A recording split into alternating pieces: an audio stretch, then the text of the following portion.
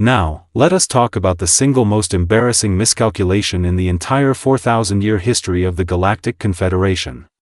And trust me, these are beings who once accidentally declared war on a gas giant because someone misread a weather report. So the competition is stiff.it started with a piece of paper. Well, technically it was a compressed quantum data packet, but the spirit of it was the same. Humanity, bless their soft little hearts, had submitted a formal application to join the Galactic Confederation. The council chambers erupted, not in applause. Not in solemn deliberation. In laughter, full, body shaking, tentacle waving, gill-flapping laughter. Ambassador Kreeth of the Vrithian Dominion was laughing so hard he knocked over his ceremonial water basin. Nobody helped him. They were all too busy laughing, and why would they not laugh? Look at the applicants. Humans. From a tiny, overcrowded, aggressively volcanic rock called Earth, located in what the Confederation's official star maps politely described as the unfashionable end of the western spiral arm. A species that had only just figured out faster-than-light travel. A species with no exoskeleton, no venom glands, no natural armor plating, no telepathic ability, no regenerative tissue clusters, and a lifespan so short that most Confederation members had personal vehicles older than the entire human civilization. They had 2 eyes. 2 arms. 2 legs. Bilaterally symmetrical, as if evolution had run out of ideas halfway through and just hit the copy-paste button. They were, by every measurable biological standard, unremarkable. They got cold easily. They needed to sleep a full third of every single day or they stopped functioning properly. They required a very specific mixture of atmospheric gases just to breathe. Too much sun and their outer layer changed color and started peeling off. Too little food and they became what their own kind apparently called hangry, which was a word that combined hungry and angry, and the fact that they needed a special vocabulary word for that particular combination should have been the first warning sign. It was not. The council voted to send a polite rejection letter. They used the small font. They did not even attach a consolation pamphlet, and somewhere in the western spiral arm, on that tiny overcrowded rock, a cargo hauler named Marcus Vallon was already proving every single one of them wrong. He just did not know it yet. Marcus Vallon was not what you would call an imposing figure. He was average height for a human, which meant he stood somewhere between easily overlooked in a crowd and definitively not tall enough to reach the top shelf without a step stool. He had the kind of face that forgot to be memorable. Brown eyes that looked perpetually tired, not from sadness, just from the specific exhaustion of a man who had seen too much of the universe and found most of it mildly inconvenient. His jaw carried about 4 days' worth of stubble that never seemed to grow longer or shorter, as if even his facial hair had given up trying. There was a coffee stain on the left lapel of his jacket that had been there so long it had essentially become part of the design. He walked with the loose, unhurried gait of someone who was never in a rush because they had long ago accepted that the universe would do whatever it was going to do regardless of how fast you moved toward it. His ship, the Perseverance, was not impressive either. A mid-range Terran hauler, dented in 3 places, with an engine that made a sound on startup that the manufacturer's manual specifically said it should not make. Marcus had named that sound Gerald. Gerald showed up every morning without fail, rattled around for about 40 seconds, and then settled down. Marcus found it comforting that he had served 8 years in the Terran Marine Corps before deciding that corporate cargo hauling offered roughly the same amount of chaos with slightly better dental coverage. His service record was decorated. His posture was not. He had the medals in a box somewhere under his bunk, buried beneath a spare voltage regulator and 3 expired protein bar wrappers. If you passed Marcus Vallon in a space station corridor, you would not look twice. You would see a tired man in a stained jacket carrying a thermal cup of something that had stopped being hot an hour ago, and you would move on with your life. The Vrithian pirates would make that same mistake. They would not get the opportunity to make it twice, because the most dangerous thing in the known galaxy, as the Confederation was about to painfully discover, looked exactly like a man who desperately needed a nap and had opinions about the right way to load cargo containers. The Vrithians were, and this must be said with complete sincerity, absolutely magnificent specimens of biological engineering. 0.7 feet tall on average. 4 arms, each one capable of independent operation, which meant they could simultaneously hold a weapon, operate a control panel, eat lunch, and gesture threateningly, all at the same time. Their skin was a dense, layered hide that could absorb impacts that would hospitalize most other species. They had evolved on a world where everything was trying to eat everything else, and they had won that argument so completely and so violently that their planet now had exactly one apex predator on it. Them. Everything else had the good sense to either hide or go extinct. They were fast. They were strong. They had a secondary nervous system as a backup in case the first one got damaged in combat, which, and this cannot be stressed enough, means evolution looked at a Vrithian, decided one nervous system was not enough, and installed a spare. Like a generator. For violence.by every conceivable metric, the Vrithian pirate crew of the Galactic were exactly the kind of beings you did not want showing up uninvited on your ship. They dropped out of faster-than-light travel directly in front of the Perseverance at approximately 3 in the afternoon, ship time. Marcus was on his second cup of coffee. Gerald had already done his morning rattling and settled down. Everything had been perfectly boring, which was how Marcus preferred things. The Galactic locked a tractor beam onto the Perseverance without so much as a hello. Their captain, a Vrithian named Vorik, who had 12 confirmed piracy convictions and arms the size of most humans' torsos, opened a comm channel. His translator unit converted his words into flat, mechanical standard Galactic. Human vessel. Power down your systems. Prepare to be boarded. Resistance will be met with force. He said it the way someone reads a grocery list. Board. Routine. Practiced. Because for Vorik, it was routine. Every species he had ever boarded had complied immediately. Some cried.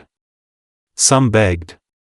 One particularly unfortunate Peluvian merchant had fainted before Vorik even finished the sentence. Marcus took a slow sip of his coffee that he set the cup down with a small, deliberate click, and then he said, in a voice that carried absolutely zero panic and a very concerning amount of calm, "Yeah. No." The comm channel went silent. Vorik stared at his screen. His 4 arms, each one trained by years of combat experience, did not know what to do with themselves. In 12 years of piracy, across over 40 successful boarding operations, no one had ever said no. Not like that. Not in that tone. Not the way you might decline a second helping of something you did not particularly enjoy the first time. Vorik looked at his first mate. His first mate looked back at him. Neither of them had a protocol for this. They boarded anyway, because what was a single soft, slow, 2-armed human going to do about it? That question, as it turned out, had a very long and very uncomfortable answer. The first Vrithian through the airlock was named Brack. He was 6'9", weighed roughly the same as a small ground vehicle, and had won 17 unarmed combat tournaments back on the Vrithian homeworld. He lasted about 45 seconds, the second one lasted 30. The third one, to his credit, managed to get a shot off before things went sideways for him. The shot connected. Marcus took it across the left shoulder, stumbled back 2 steps, made a sound that was somewhere between a grunt and a word that does not exist in standard Galactic, and then continued forward. Brack, watching from the corridor where he had been deposited, could not process what he had just witnessed. Back on the Galactic, Captain Vorik was already on the comm. Drethix. His voice had lost its bored grocery list quality entirely. Drethix, I need you on the line right now. Drethix was the ship's science officer. He was also, in this moment, eating his lunch, which he would not get to finish. Captain, what is the situation? Tell me about humans. A pause. I beg your pardon. The human. On the ship. It has been shot. It is still moving. Tell me why it is still moving. There was the sound of frantic data retrieval on the other end of the line. Drethix pulled up everything the Confederation's xenobiology database had on Homo sapiens. He had never needed it before. Humans were not considered a species worth studying in depth. This, he was rapidly realizing, had been an enormous academic oversight. Right, Drethix said, in the voice of a being who was reading something that was disturbing him on a personal level. So. Humans. Yes. Quickly. Humans are endothermic. Warm-blooded. Their home planet, Earth, is what xenobiologists classify as a Class 4 hostile environment, which means that by all reasonable standards, complex life should not have thrived there. And yet. Drethix. They have a compound their body produces under threat called adrenaline. It suppresses pain perception, increases cardiovascular output, heightens muscular response, and temporarily overrides the body's normal damage-limiting signals. In simple terms, Captain, when a human is frightened or threatened, their own biology chemically removes their ability to notice that they are injured. Vorik stared at the monitor showing the corridor feed. Marcus had just picked up one of his boarding crew members and used him to block a second crew member. It is not frightened, Vorik said flatly. Drethix made a sound that suggested he found this information worse, not better. Then it is angry. The response is similar but, according to these notes, somewhat less predictable. What else? Pain tolerance. Humans rank in the upper 93rd percentile of pain endurance among all catalogued sapient species. For comparison, Vrethians rank in the 81st. Captain, on average, a human can continue functioning under physical trauma that would render most species unconscious.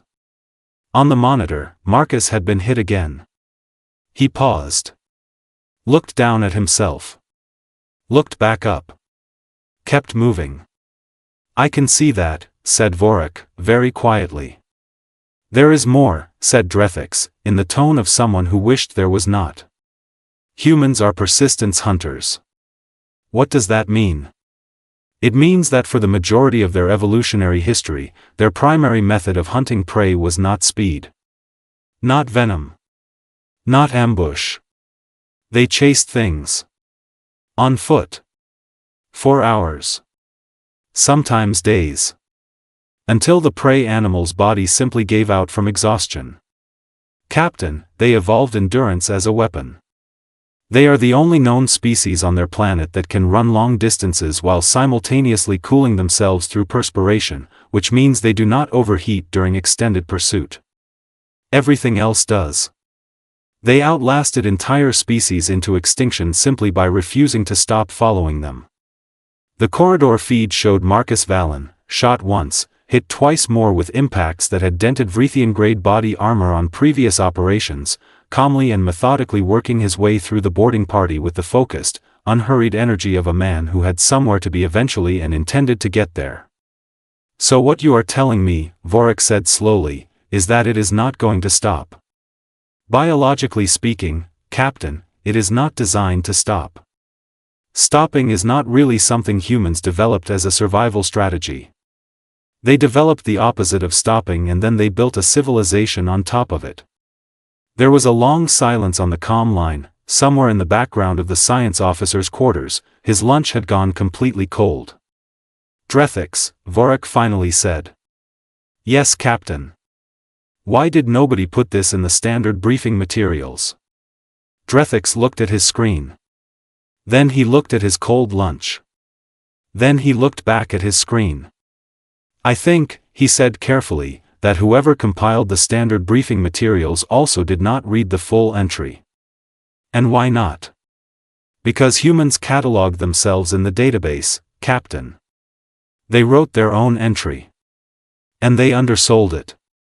Significantly. On purpose or through genuine modesty, I cannot determine. But either option is, frankly, more alarming than the alternative. Vorik closed the comm channel. He opened a new one. All boarding crew. Fall back to the airlock. Now. The response that came back was not words. It was the sound of someone running very fast and not arguing about it at all. It was Vorik's last conscious decision as a pirate captain to authorize the use of a Vrethian-grade concussive disruptor inside the corridor. This was, in hindsight, less a tactical decision and more a statement of desperation. The concussive disruptor was not a weapon his crew carried for routine boarding operations. It was the kind of hardware you brought when the thing you were fighting refused to acknowledge that it was supposed to be losing. It fired a focused pressure wave capable of rupturing internal organs in most known species at close range. At the range it was fired at Marcus Vallon, point blank, in a narrow corridor with nowhere to go. It should have ended the conversation permanently. Marcus went sideways into the wall. The 3 remaining boarding crew members stopped. Held their breath. Waited. There was a silence that lasted approximately 4 seconds, then there was the sound of someone sliding back up a wall using their shoulder for leverage, then Marcus Vallon was standing again that he looked down at his side. He pressed 2 fingers against his ribs in the specific way that a person does when they are checking whether something is broken and already have a strong suspicion about the answer. He breathed in. He breathed out. He made a face that was less agony and more the particular expression of a man who has just been handed an unexpected bill for something he did not order. 3, he said, to nobody in particular. 3 ribs. He said it the way you would say the dishwasher is broken again. Inconvenient. Annoying. A problem to be dealt with and moved past. Then he looked up at the 3 Vrithian crew members still standing in the corridor. They had not moved. They were not moving. 2 of them had, without consciously deciding to, taken a small step backward. Marcus rolled his shoulder once. Winced briefly. Stopped wincing because wincing was apparently not on the agenda. You want to keep going, he said, or are we done? It was not said aggressively. It was not a battle cry. It was the tone of a man asking whether you wanted the last piece of something, fully prepared for either answer and not particularly invested in which one you gave. The Vrithian in the middle made a sound that his species reserved for moments of profound existential uncertainty. It translated loosely into Standard Galactic as a word that meant something between please and reconsider and I would like to go home now. Back on the Graketh Fong, the comm panel exploded with activity. Vorak, second in command, a veteran raider named Sketh who had served on 32 boarding operations across 4 star systems, was transmitting on the emergency channel. Commander Vorak, we have a situation. I am aware of the situation, Sketh. The human is still standing. I am also aware of that. It was hit with the disruptor, sir. I know. At close range. Sketh. It checked its own ribs and then asked our crew if they wanted to continue, sir. In a normal voice. A calm voice. It used a normal calm voice after the disruptor, Commander. I do not know what to do with that information and I need someone to tell me what to do with that information. Vorak pulled up the corridor feed again. Marcus was standing with his arms loosely at his sides, waiting. Not advancing. Not retreating. Just waiting. Patient in the way that something is patient when it has genuinely nowhere else to be and no particular emotional investment in how long this takes. That was the part that was doing the most damage to crew morale. Not the fact that he was still standing. Not even the ribs. It was the patience. It was the complete and total absence of performance. He was not trying to be frightening. He was not growling or posturing or doing any of the things that every other species in the galaxy did when they wanted to signal that they were dangerous. That he was just standing there, mildly inconvenienced, waiting to see what happened next. Vorak had faced down bounty hunters. He had boarded Confederation military vessels. He had once negotiated a hostage situation with a Coluvian arms dealer who had a grenade in each of his 6 hands. None of those things had ever made him feel quite this specific kind of unsettled, because at least those things were trying to be scary. Whatever Marcus Vallon was doing, he was not trying at all, and that, somehow, was considerably worse. Sketh, Vorak said. Yes, sir. Tell the crew to fall back to the ship. All of them. And the human, sir. Vorak looked at the feed one more time. Marcus had sat down on a cargo crate while he waited. He appeared to be examining his knuckles with mild academic interest. Leave the human, said Vorak, exactly where it is. The CNS deliberate caution was, despite its name, not exercising any. It had dropped out of faster-than-light travel at the edge of the engagement zone approximately 11 minutes after Marcus's distress beacon had pinged the nearest Confederation relay. It was a mid-sized patrol vessel, standard Confederation configuration, crewed by a rotating mix of species as was typical for border patrol assignments. Its captain was a Soluvian named Orith, gray-skinned and seven-eyed, 22 years in the Confederation Naval Service, who had responded to more distress beacons than he could count and had never once encountered a situation he would describe as genuinely surprising. He was about to update that assessment. Captain, said his tactical officer, a young Helvari named Pix, who had 4 ears and was currently using all of them to make sure she was hearing the sensor readings correctly. The distress beacon is coming from a Terran hauler. Human vessel. Confirmed. What is the threat profile? That is what I am trying to determine, sir. Pix pulled up the long-range visual feed and put it on the main screen. The Vrithian vessel has not engaged the human ship in approximately 19 minutes. They appear to be holding position. Orith frowned with 3 of his 7 eyes, which was how Soluvians expressed moderate confusion. Holding position. Are they negotiating? No, sir. They appear to be arguing amongst themselves. The bridge crew leaned toward the screen collectively. On the feed, the Galactic Fong sat motionless in space, tractor beam disengaged, running no offensive systems. It had the posture, if a spacecraft could have a posture, of something that had touched a hot surface and pulled back and was now reassessing whether it needed to touch it again. And the human vessel, Orith said slowly. Functional. Minor hull scoring. Life signs show 1 human aboard. Pix paused. 1 human, Captain. Against a Vrithian pirate crew of 14. The bridge went quiet. Orith pulled up the internal feed from the Perseverance's own corridor cameras, which were transmitting on an open channel.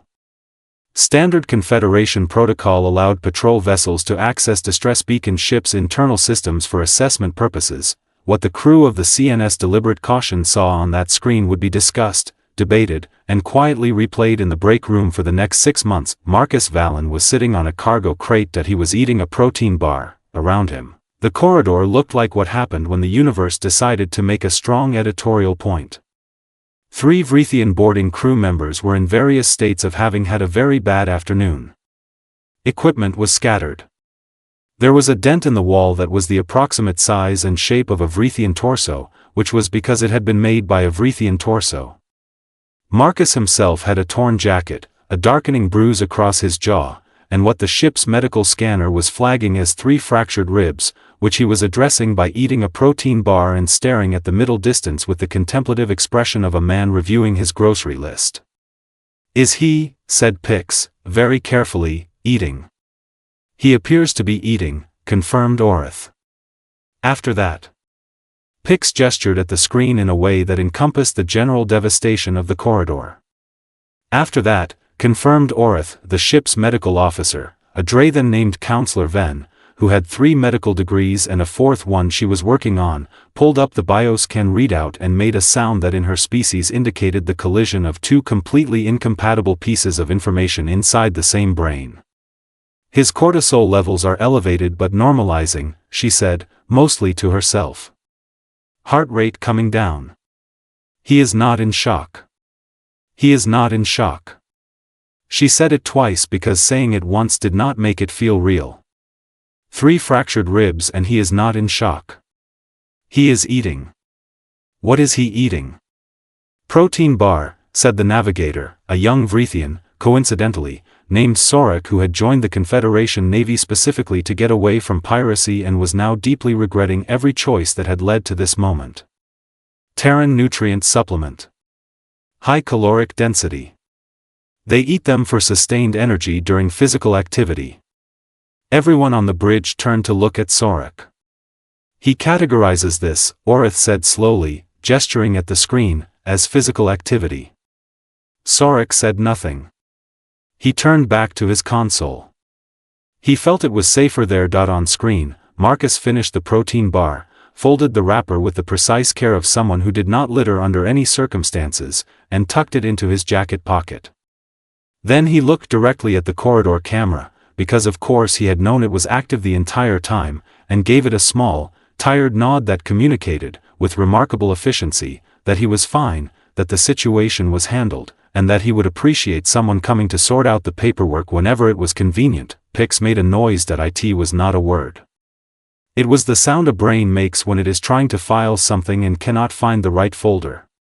Captain, she said finally. Yes, Pix.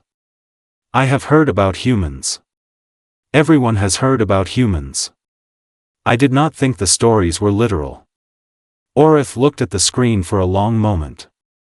Marcus had stood up and was now doing a slow visual inspection of the corridor damage with his hands clasped behind his back, like a foreman assessing a worksite. I also did not think the stories were literal, Orith said quietly. I am updating my position on that. He opened a channel to the Galactic Fong. Vrithian vessel.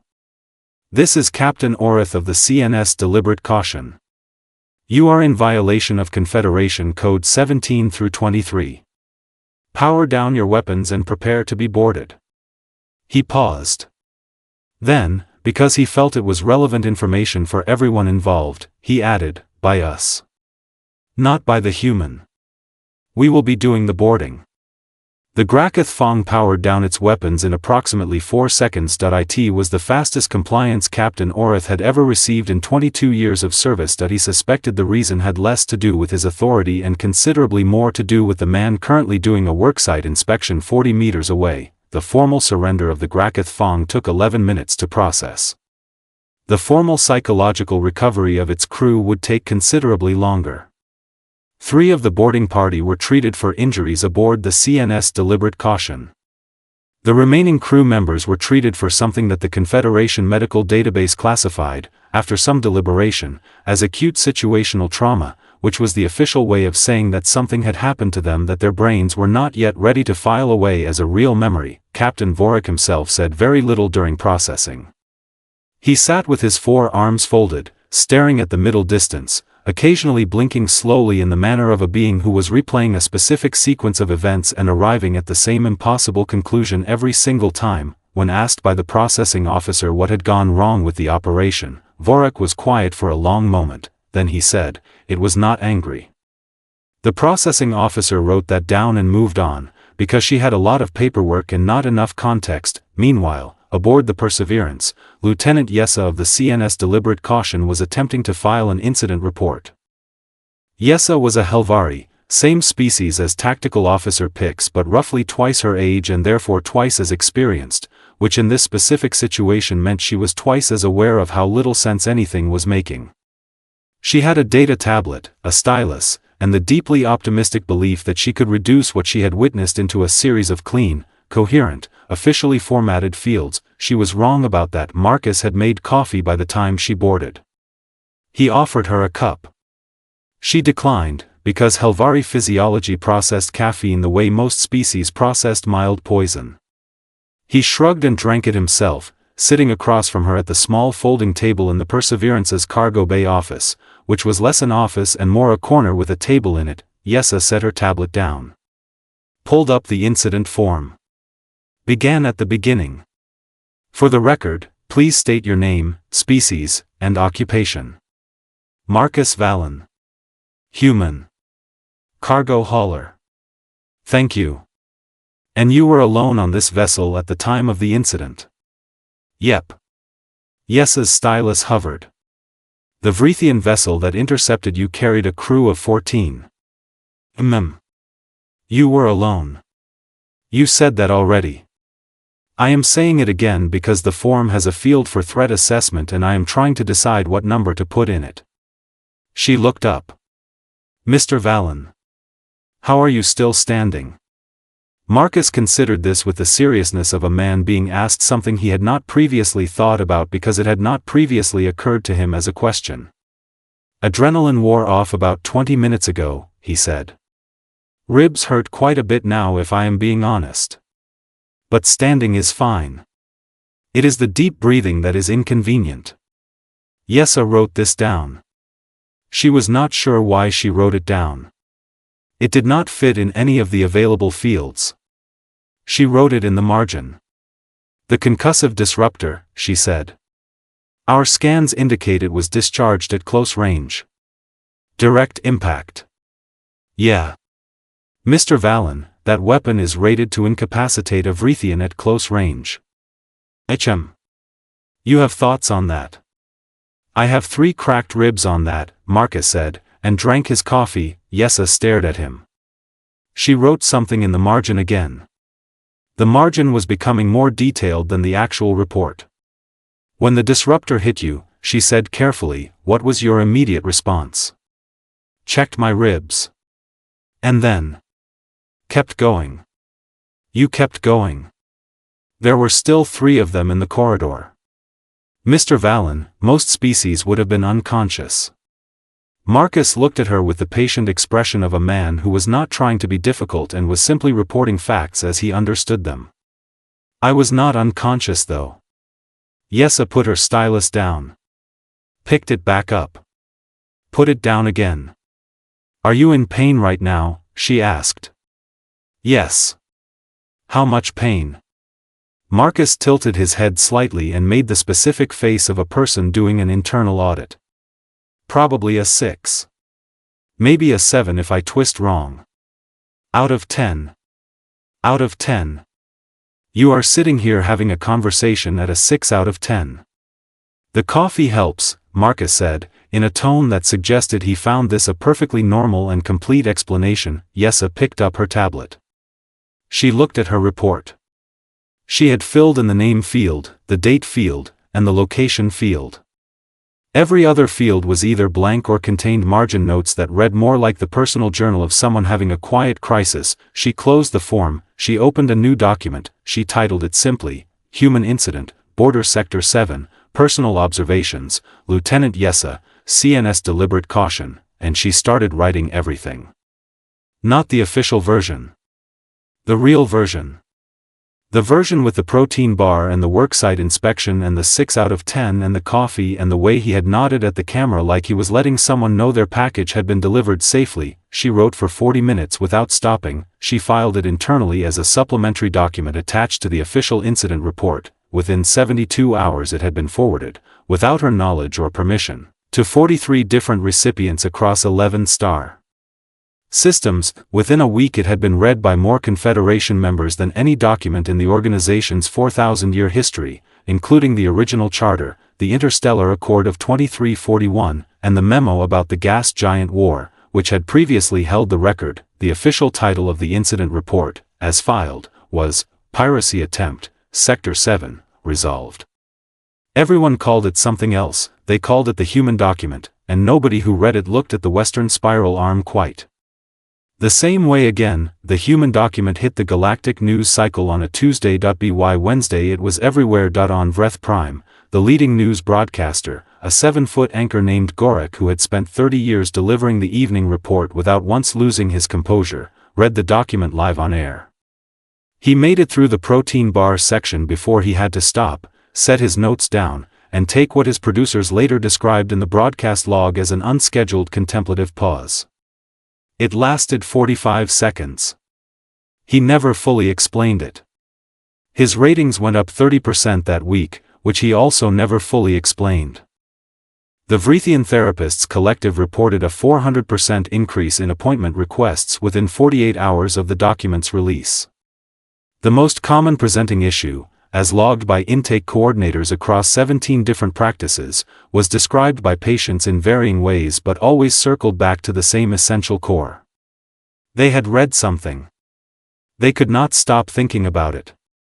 They needed to talk to someone about the protein bar. One therapist, a veteran practitioner named Dr. Hevrak who had 30 years of clinical experience dealing with combat trauma, piracy-related stress disorders, and the general psychological consequences of living in a universe that was frequently trying to kill you, canceled her afternoon appointments after reading the document and spent 3 hours staring out her office window at the skyline of Vreth City. She later told a colleague that it was not the fighting that had affected her. It was the nod at the camera at the end. She said she kept thinking about the nod. Her colleague, who had also read the document, said nothing, because her colleague had also been thinking about the nod. On the Confederation Senate floor, an emergency session was convened to discuss the implications of the incident. It was supposed to last 2 hours. It lasted 9. The primary point of debate was not, as one might expect, the legal question of piracy jurisdiction or the tactical question of border security. It was whether the official Confederation's xenobiology database entry for humans needed to be completely rewritten or simply deleted and started over from scratch, because the existing entry, which described humans as a moderately intelligent, biologically unremarkable species of limited physical capability and moderate spacefaring potential, was now causing people who had read the human document to laugh in a way that suggested they were not entirely sure if they found it funny or terrifying, and several senators were uncomfortable with the ambiguity. Senator Priel of the Drathan Collective proposed a motion to classify humans as a Category 3 species of interest, which in Confederation terminology meant a species that warranted careful observation and a certain degree of diplomatic caution. The motion passed unanimously. Nobody voted against it. 3 senators who had previously voted to reject the human membership application were observed to be very quiet during the proceedings and avoided making eye contact with the camera feeds. On the entertainment side of the galactic news cycle, things were simultaneously more chaotic and more honest. A popular Helvari comedy program did an entire episode riffing on the incident, with an actor playing Marcus Vallon sitting completely still while increasingly dramatic things happened around him, occasionally checking his ribs, and responding to everything with a flat, tired expression and a cup of coffee. The episode was the most watched broadcast in the program's history.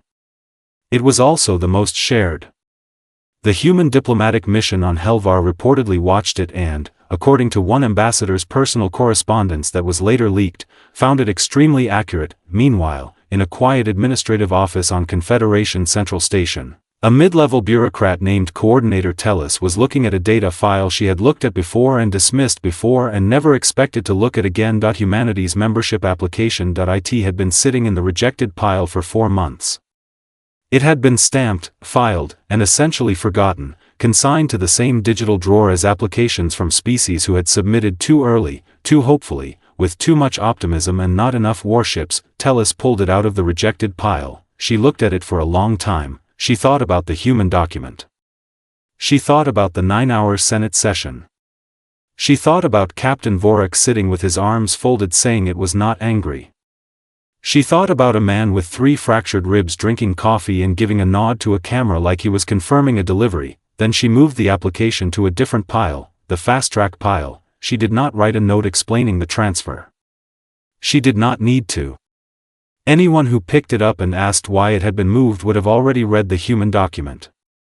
And anyone who had already read the human document would not need it explained. The official internal memo, sent 3 days later, cited humanity's demonstrated capacity for independent threat resolution, their proven resilience in hostile engagement scenarios, and their potential value as Confederation allies in contested border regions. Nobody in the office mentioned the real reason out loud. The real reason was simple and unanimous and entirely unspoken: nobody wanted humans on the other side of a negotiating table, not because humans were unreasonable. Not because humans were hostile. But because a species that could take a concussive disruptor to the ribs, check the damage, decide it was a 6 out of 10, and ask if everyone wanted to keep going, was not a species you wanted disagreeing with you about anything. Ever. Under any circumstances, better to have them in the room, better to have them on your side, better, frankly, to offer them a seat at the table before they simply pulled one up themselves and sat down anyway, protein bar in hand, tired eyes forward, completely unbothered. Here is the thing about humans that the galaxy took an embarrassingly long time to understand: that IT was not the strength. Plenty of species were stronger. The Vrithians were stronger. The Coluvians were stronger. There were species out in the far edges of the western arm that could bend starship hull plating with their bare appendages and considered it light stretching that IT was not the intelligence.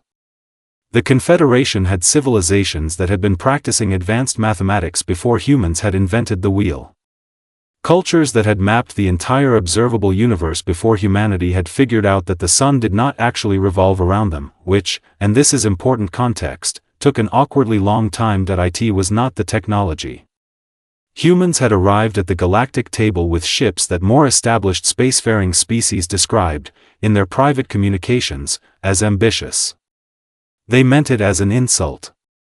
It was, in retrospect, the most accurate thing anyone ever said about humanity. Ambitious.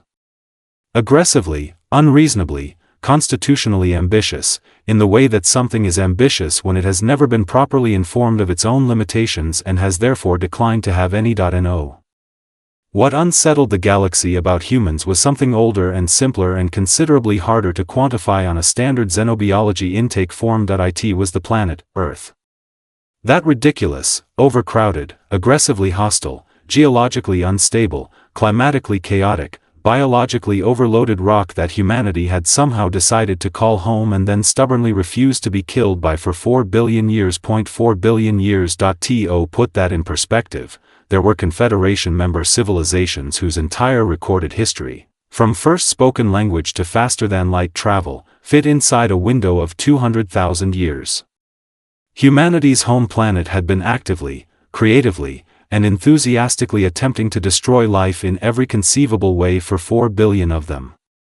Volcanic eruptions, ice ages, asteroid impacts, atmospheric collapses, mass extinction events, plural, the kind that reset the biological scoreboard so completely that whatever came before was essentially a different universe entirely, and every single time, life on Earth looked at the damage, assessed the situation, and started over, not because it was smart. Not because it had a plan. But because stopping was simply not a strategy that Earth had ever developed. Earth did not produce things that knew how to stop. Earth produced things that kept going. Things that got knocked down to single-digit percentages of their former population and then spent the next few million years quietly rebuilding until they were back and had opinions about it. Humans were the most recent product of that process. 4 billion years of a planet trying its absolute best and failing, and what it produced was a species of medium-sized, bilaterally symmetrical, warm-blooded persistence hunters who needed 8 hours of sleep but would absolutely function on 4 if they had to, who felt pain the same as everything else but had developed, somewhere deep in the architecture of their psychology, a relationship with pain that was less about avoiding it and more about deciding how much of it was acceptable. Collateral damage for whatever they were trying to accomplish, the answer, empirically, was quite a lot. They came out of 4 billion years of planetary hostility not broken, not diminished, not cautious. They came out caffeinated, curious, mildly argumentative, and constitutionally incapable of looking at a problem and deciding it was simply too big to bother with. They built cities on fault lines. They sailed into storms on purpose.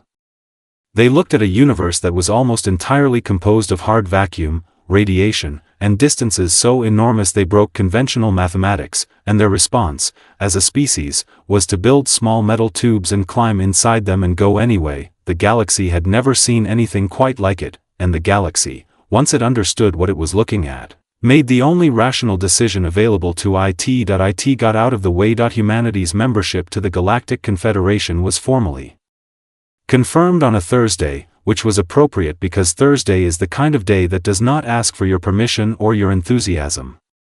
It simply arrives and gets on with it. The ceremony was brief. The applause was genuine, if slightly nervous. Several ambassadors shook hands with the human delegation and reported afterward that the handshake was firmer than expected, which, if they had been paying attention, should not have surprised them at all. Marcus Vallon was not at the ceremony. He was not aware the ceremony was happening. He had received a message 3 days earlier informing him that his testimony had been formally entered into Confederation legal record as evidence in the Gracath Fong piracy case, that his distress beacon response time had been logged for infrastructure review purposes, and that the Confederation Medical Office had flagged his bioscan results for academic publication in the Journal of Xenobiological Studies, pending his written consent. He had written back a single sentence confirming consent, and asking if there was any update on the cargo delivery schedule that had been disrupted by the incident, because he had a client waiting and the protein bars were not going to deliver themselves. The Confederation administrative officer who received the reply read it twice. Then she forwarded it to Lieutenant Yessa, with no message attached. Yessa read it. She added it to the end of the human document as an appendix, titled simply, Follow-up Correspondence. It became, somehow, the most quoted section of the whole thing, because in the end, that was the moral of the story. The galaxy had spent 4,000 years assuming that the most dangerous thing in the universe would announce itself. That it would arrive with fanfare and fury, with weapons drawn and teeth showing, that it would make itself known in ways that were impossible to ignore or misinterpret. It had not occurred to anyone that it might arrive in a dented mid-range hauler with a coffee stain on its jacket, get intercepted by pirates on a Tuesday, handle the situation, and then immediately follow up about the delivery schedule. When a journalist from the Confederation Broadcasting Service eventually tracked Marcus down for a comment on the whole affair, 3 weeks after the membership ceremony, she found him loading cargo containers at a station dock in Sector 9. He looked the same as he always looked. Tired eyes. Stained jacket. Thermal cup of something that had stopped being hot an hour ago. She asked him how it felt to be the human that changed the galaxy's mind about humanity. Marcus picked up a cargo container, checked the manifest tag, set it down in the correct position, and considered the question with the same unhurried seriousness he gave everything. Then he said, "I just wanted them to leave my ship alone." He picked up another container. The journalist stood there for a moment, recorder running, waiting for more. There was not more, there was just Marcus Vallon, moving cargo, unbothered, on a perfectly ordinary Thursday, in a universe that had very recently and very quietly decided it was not going to be the one to tell him he had limits. Smart universe.